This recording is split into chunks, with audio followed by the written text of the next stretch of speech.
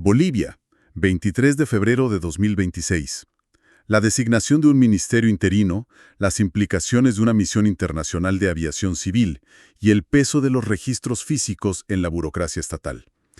Y empezamos directamente con esto porque resulta increíble pensar cómo un viaje que dura apenas 72 horas tiene la capacidad de hacer saltar un mecanismo legal y burocrático de una complejidad absoluta en las más altas esferas del Poder Ejecutivo. Totalmente.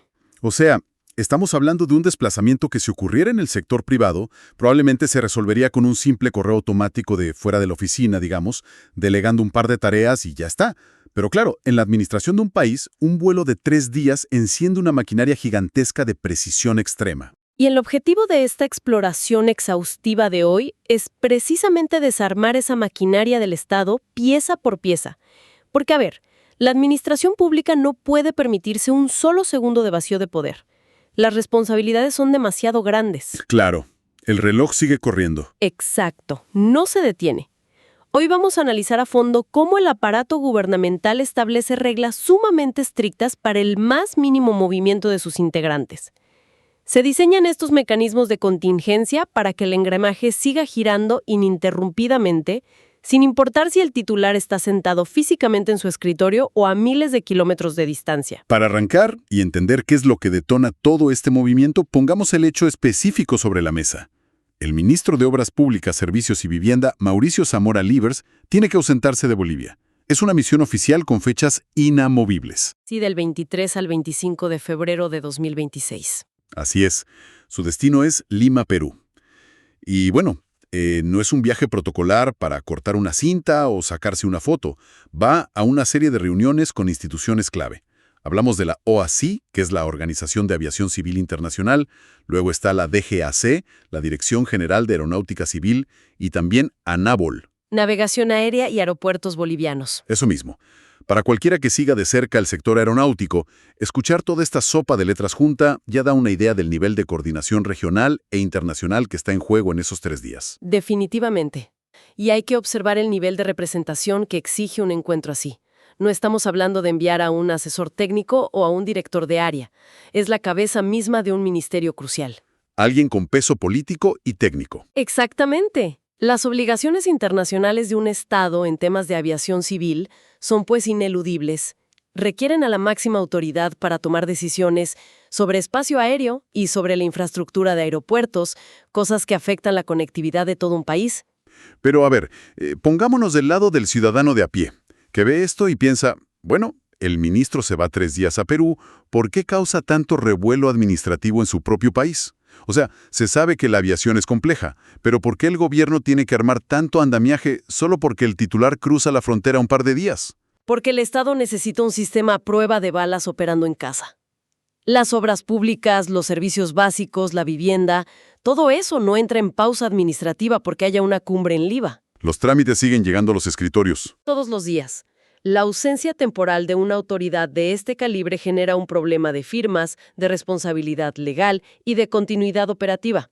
El sistema asume que el titular tendrá que viajar, es parte de la ecuación de su trabajo, pero la maquinaria estatal exige que alguien con el mismo peso jerárquico se quede a cargo de la cartera de manera absolutamente legal. No se puede dejar el ministerio a la deriva ni siquiera por unas horas. Es como si la gravedad misma del Estado exigiera que siempre haya un peso equivalente en la balanza para no volcarse. Y ahí es donde entra la parte legal, que francamente a mí me parece casi desproporcionada para una ventana de tiempo tan corta.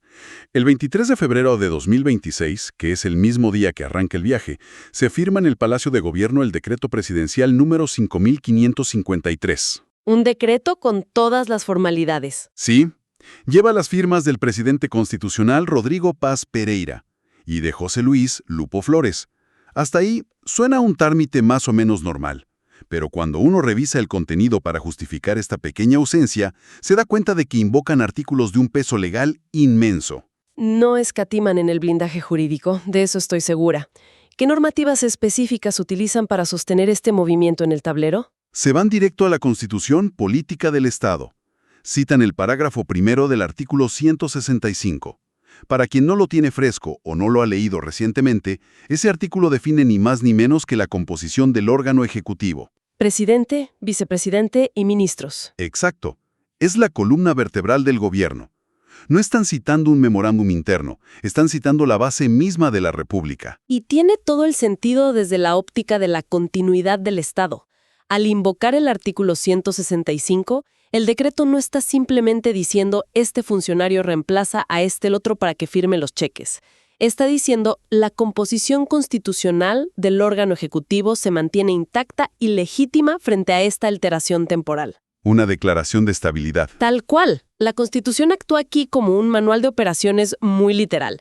Si falta una pieza, te dice exactamente qué contrafuerte legal poner para que el edificio no sufra tensiones estructurales. Pero no se quedan ahí, porque luego lanzan el artículo 172, específicamente los numerales 4 y 22.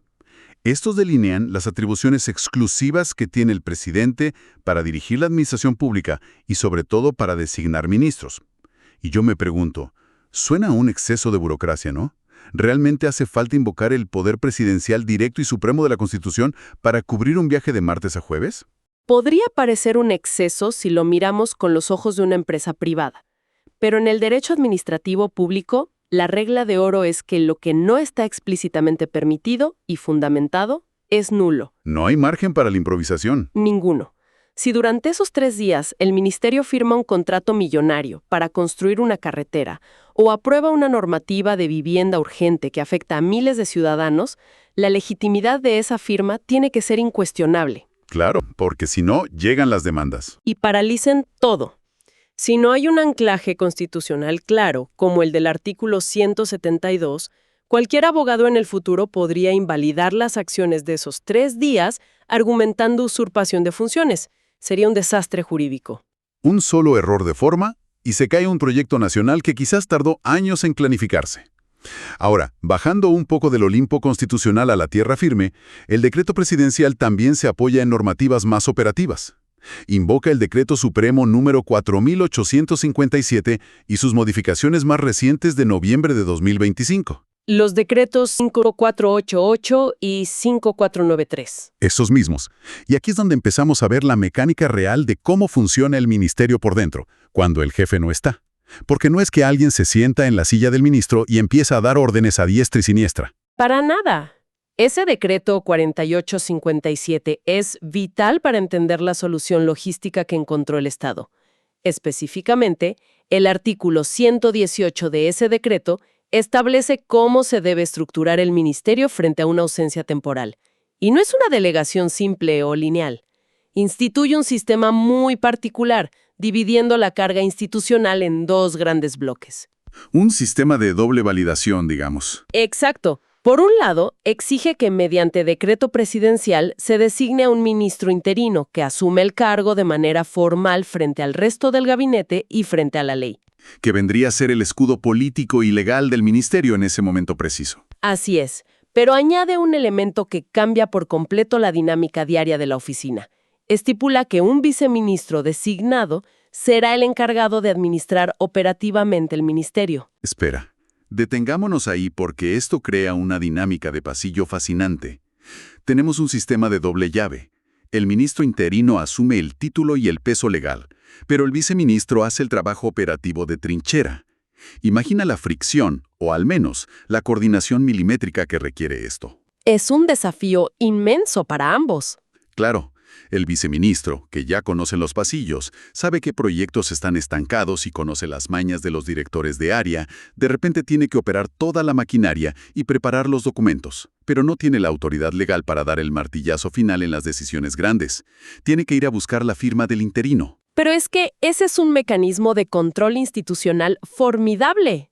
De hecho, previene 2 riesgos altísimos que el Estado no puede tolerar. ¿Cuáles serían esos riesgos? El primer riesgo es la parálisis. Si nadie pudiera firmar, el ministerio se detiene por completo. Y ya acordamos que el Estado no puede frenar ni un minuto. El segundo riesgo, y quizá el más peligroso, es la concentración indebida de poder operativo. Ah, claro, darle demasiado poder a alguien externo.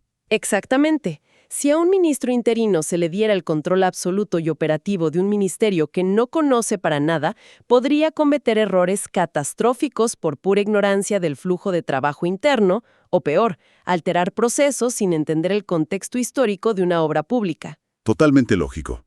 Si traes a alguien de afuera por 3 días y le das las llaves de todo el edificio, la curva de aprendizaje para saber siquiera dónde están archivados los expedientes urgentes es mucho mayor al tiempo que dura el viaje en sí. Ni siquiera sabría a quién llamar para una contingencia menor. Así que dejas al viceministro corriendo la maratón interna, apagando incendios, y el ministro interino se queda como la autoridad superior que valida, revisa que todo está en regla con la línea del gobierno central y finalmente pone la firma de oro. Esta delegación tan finamente calibrada obliga a que el viceministro y el ministro interino funcionen en tándem de manera obligatoria. El viceministro aporta la memoria institucional y el pulso diario de las obras públicas, mientras que el interino aporta la investidura, el rango de gabinete y la firma con peso legal irrefutable. Es una sinergia dictada por decreto. Literalmente. Está diseñada para mitigar cualquier riesgo de mala praxis administrativa durante la transición. Y hablando de la persona que tiene que asumir ese rol de interino, aquí es donde la historia toma un giro hacia lo verdaderamente exigente para un funcionario público de alto nivel. Porque el decreto presidencial nombra específicamente a quien le cae esta enorme responsabilidad temporal. Y no es a cualquiera. No, la designación recae en Óscar Mario Justiniano Pinto. Ahora, el detalle clave, y lo que hace esto tan interesante, es que el mandato principal de esta persona en el día a día es ser ministro de Desarrollo Productivo, Rural y Agua. Así es. Su cartera habitual tiene un enfoque muy particular, muy ligado al campo, a los recursos hídricos, a la industria agrícola. Es un contraste temático brutal. Piensa en esto. Un día estás enfocado en políticas hídricas complejas, revisando el desarrollo rural, lidiando con temas del agro o el crecimiento productivo de las comunidades. Y a la mañana siguiente suena el teléfono, sale el decreto y te dice que mientras dure la ausencia del titular, pasas a ser el ministro interino de Obras Públicas, Servicios y Vivienda. Un salto a un universo completamente distinto. Totalmente. De repente tienes jurisdicción legal sobre el asfaltado de carreteras nacionales, regulaciones de telecomunicaciones, infraestructura aeroportuaria gigante y proyectos de vivienda masiva en zonas urbanas. Yo me pregunto, ¿es realista exigirle a un funcionario que cambie de canal mental de una manera tan drástica en cuestión de horas? Es una exigencia extrema, sin lugar a duda, pero revela un principio fundamental sobre cómo está concebida la alta dirección del Estado moderno. El diseño institucional actual no concibe a los ministerios como feudos aislados o islas temáticas desconectadas unas de otras. No pueden ser compartimentos estancos. Exacto.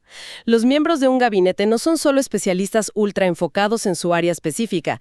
Se espera que sean gestores públicos integrales con una capacidad de adaptación o más bien una elasticidad gerencial tremenda. Básicamente les exigen tener un perfil de decatlón.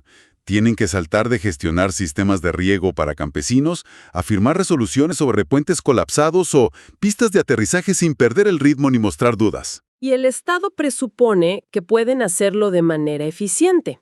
El gobierno central no puede permitirse que sus altos mandos operen con anteojeras, ignorando completamente lo que pasa en la cartera de al lado. Tienen que tener el panorama completo del país. En todo momento. En situaciones de emergencia o frente a viajes ineludibles como este vuelo a Lima, la red de seguridad del Estado son los propios ministros. Esta designación forzada demuestra que el gabinete debe estar profundamente interconectado. Las piezas maestras de la administración tienen que ser intercambiables cuando la situación lo amerita, sin que la máquina rechine. Es que, si uno lo piensa desde la perspectiva de Óscar Mario Justiniano Pinto, es una carga pesada.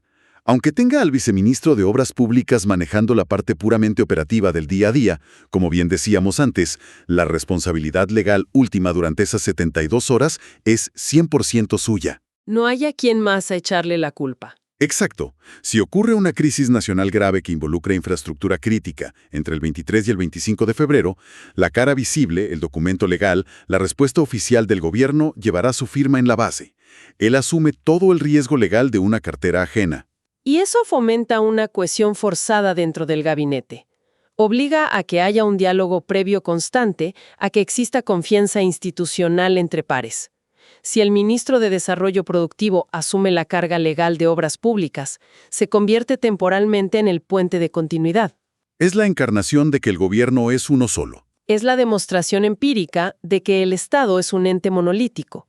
A nivel legal y constitucional, las divisiones entre ministerios son solo herramientas operativas para facilitar el trabajo, pero el ejercicio del poder ejecutivo, en su esencia, es uno solo e indivisible. Lo cual nos lleva a la última pieza de este rompecabezas de decretos y responsabilidades. Y honestamente, es mi parte favorita de todo este análisis, porque entra de lleno en el terreno de las paradojas burocráticas. Hemos hablado de la agilidad del Estado, de cómo diseñan una matriz de reemplazos inmediatos y de cómo invocan artículos constitucionales para que todo fluya de manera casi automática. Una red muy sofisticada. Sí, muy moderna. Pero al final de este impecable y veloz entramado legal del decreto de 2026, hay una nota adjunta. Y esta nota hace referencia a algo que frena un poco esa imagen de velocidad digital. Invoca el Decreto Supremo número 690, que data del 3 de noviembre de 2010. Un decreto con una instrucción administrativa sumamente específica sobre el manejo de la documentación oficial. Y tan específica, dispone la suscripción obligatoria, y cito, sin excepción alguna, de todas las entidades del sector público, el órgano ejecutivo en su totalidad y las empresas bajo su tuición a la Gaceta Oficial de Bolivia. Hasta ahí, cualquiera que escucha piensa, bueno, claro, todos los ministerios deben estar suscritos a los boletines de información oficiales. Parece un procedimiento estándar. Pero el decreto especifica claramente que esta suscripción es para la obtención física de leyes, decretos y resoluciones supremas. O sea, estamos hablando de papel impreso. Resulta fascinante que en el año 2026, con todo el aparato estatal fluyendo a través de redes digitales, correos encriptados y firmas electrónicas, exista todavía esta obligatoriedad ineludible de imprimir, enviar y recibir físicamente un decreto que, recordemos, solo tiene vigencia por 3 escasos días. A simple vista parece un anacronismo total. Casi un capricho nostálgico por la burocracia pesada de antaño, de las carpetas y los sellos de goma. Exacto, huele a archivo viejo. Pero si se analiza detenidamente la naturaleza de la seguridad jurídica en la administración pública, la perspectiva cambia por completo. El Estado moderno vive una tensión constante, muy silenciosa pero real, entre la inmediatez seductora de lo digital y la fragilidad intrínseca de lo virtual. Es muy fácil borrar un archivo. Demasiado fácil. Un servidor principal puede fallar de la nada, las bases de datos gubernamentales pueden ser vulneradas, los archivos digitales pueden corromperse en una migración de sistemas, o, peor aún, ser alterado sutilmente en un ataque cibernético. La información digital es efímera por naturaleza, si no se controla rigurosamente con respaldos físicos. O sea que básicamente imprimen cientos o quizás miles de copias de este nombramiento interino, con todas las firmas, y las mandan por tierra o por aire a todo el país, solo para tener un respaldo en caso de que un día se caiga el sistema nacional. Es una medida de precaución absoluta. Pero sigue sonando una pesadilla logística terrible. Imagina a un administrador de nivel medio en una oficina estatal, a cientos de kilómetros de la sede de gobierno, recibiendo y archivando ceremoniosamente un papel impreso sobre un viaje a Lima, que para cuando el documento llega a sus manos y le pone el sello de recibido, probablemente el ministro titular ya aterrizó de vuelta en el país. Es que ahí radica el malentendido común. No se trata de enterarse de la noticia del viaje como si fuera un periódico. Se trata de establecer una verdad legal inmutable en el tiempo y el espacio. Una prueba física irrefutable. Exactamente. El papel actúa como el ancla del Estado contra la incertidumbre futura. La Gaceta Oficial impresa, sellada formalmente y distribuida directamente desde el Ministerio de la Presidencia, es el documento probatorio definitivo en el ordenamiento jurídico boliviano. Imagina un escenario legal a futuro, digamos dentro de 5 o 10 años.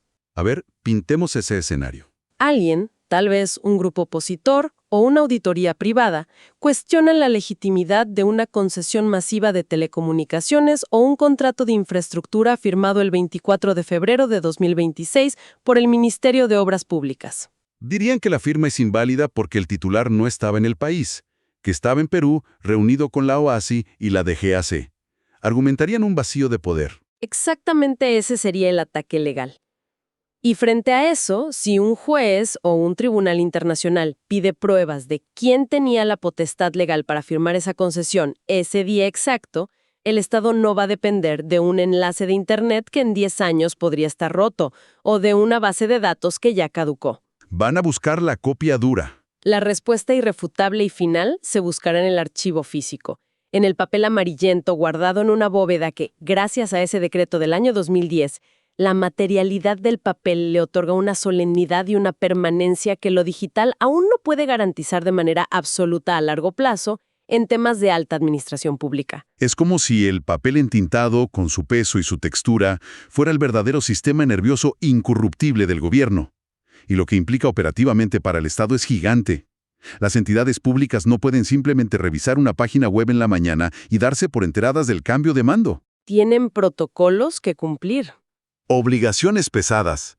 Tienen que recibir físicamente el ejemplar impreso de la Gaceta, registrar religiosamente su ingreso con sello de hora y fecha en una oficina de partes, catalogarlo según su normativa interna y resguardarlo físicamente en sus archivos institucionales. Es que este proceso elimina de raíz cualquier posibilidad de que una empresa estatal, una alcaldía o un ministerio periférico argumente ignorancia ante un mandato presidencial, porque el Estado mismo, a través de este mecanismo impreso, se encargó de depositar físicamente la prueba del cambio de mando en su propia oficina. No hay excusa de que se fue a la carpeta de spam. Ninguna. Es la garantía material de la autoridad. Y creo que si hacemos una síntesis general de toda esta coreografía que acabamos de diseccionar paso a paso, la magnitud del esfuerzo institucional resulta realmente abrumadora. Es un despliegue monumental para 72 horas. Piénsalo así. Un solo vuelo a Perú para discutir normativas regionales de aviación civil desencadena un operativo legal masivo en la capital. Detona la redacción meticulosa y la firma de un decreto presidencial. Moviliza y pone a prueba los artículos más profundos y fundacionales de la Constitución política. Toca los pilares del Estado. Activa la redistribución inmediata del tablero de responsabilidades de todo un gabinete ministerial mediante un sofisticado sistema operativo de doble llave entre un interino y un viceministro.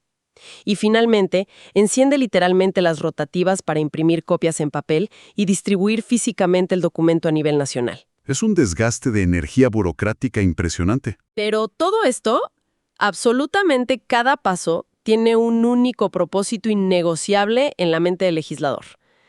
Garantizar que la mirada del Estado nunca parpadee, demostrando en los hechos y en el papel que la autoridad no reside en la persona individual que viaja o que se enferma, sino en la solidez inquebrantable de sus instituciones. Y frente a todo este análisis detallado, es fascinante cuando uno se da cuenta de la enorme paradoja que subyace en el fondo. Porque si la maquinaria de un Estado exige un andamiaje legal tan exhaustivo, rígido y registros físicos inmutables para gestionar una simple ausencia de 72 horas de un solo funcionario, ¿qué nivel de complejidad y quizá de fragilidad se oculta en la toma de decisiones permanentes durante crisis prolongadas, donde los protocolos burocráticos no están tan claramente definidos?